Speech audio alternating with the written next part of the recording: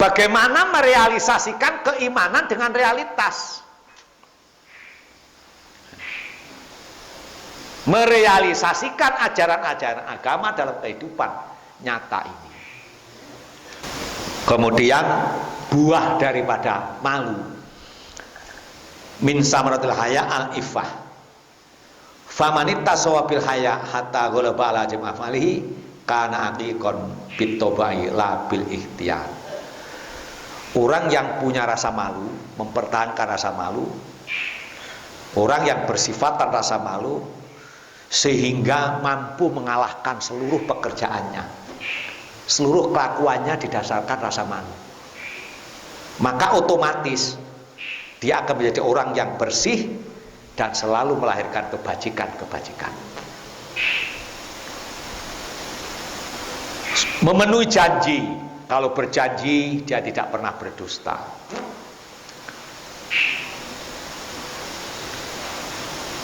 Dia menjaga harga diri, selalu jujur dan bersih hatinya.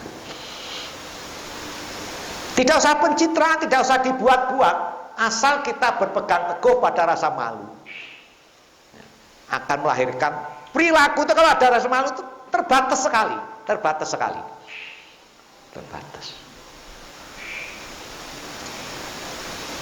Dan itu hanya bisa dilakukan oleh orang-orang yang hatinya bersih.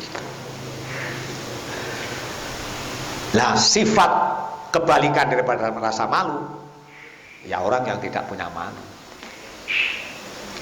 Jadi kita melihat kondisi sosial kita, atau berkaca pada diri kita sendiri. Kadang-kadang kita tuh berani melakukan sesuatu karena kita menekan rasa malu.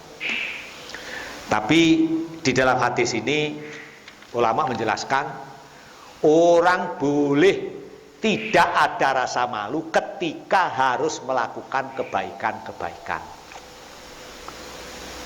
Seperti menyampaikan kebenaran kepada para pejabat, pokoknya gitu. Kita tidak perlu malu, tapi tentu dengan tata krama yang baik. Kita mau berbuat baik, tidak perlu merasa malu karena dinilai orang lain. Wah kok gini, tidak penting. Kita hilangkan rasa malu itu. Karena apa? Menempatkan rasa malu tidak pada tempatnya itu kelemahan daripada iman. Tapi menempatkan rasa malu sesuai dengan kondisinya, itu adalah sebagian atau separuh daripada iman kita sendiri. Jamaah yang dirahmati Allah Subhanahu wa taala,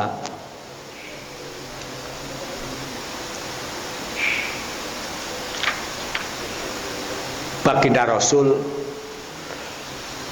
seperti ketika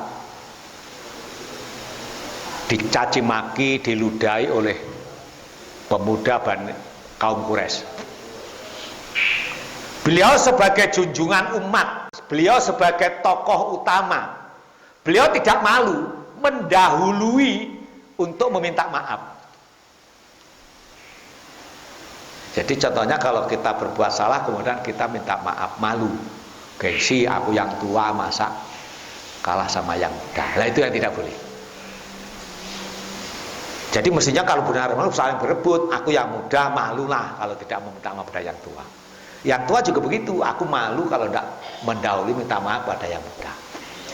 Apa yang dilakukan baginda Rasul?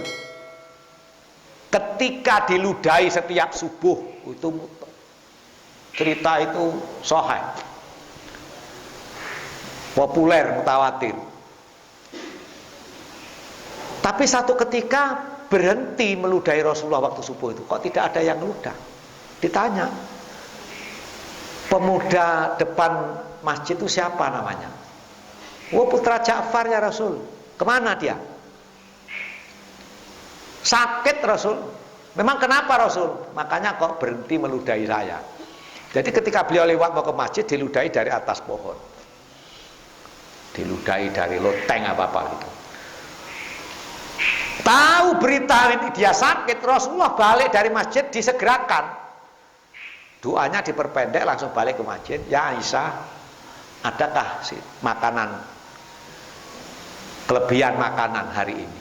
Wadah itu buah kurma berapa ya Rasul? Bungkusan. Untuk apa?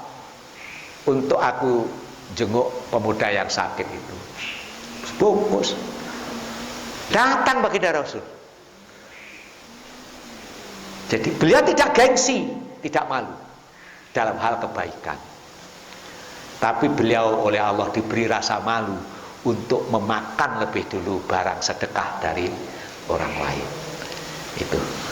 Mudah-mudahan kita bisa ditetapkan oleh Allah menjadi orang yang punya rasa malu, sehingga kita terhindar dari perbuatan-perbuatan maksiat yang tidak kita sadari itu maksiat, karena kita kehilangan rasa malu. Wallahu muwaffiq ila thoriq wa lakum minkum. Wassalamualaikum warahmatullahi wabarakatuh.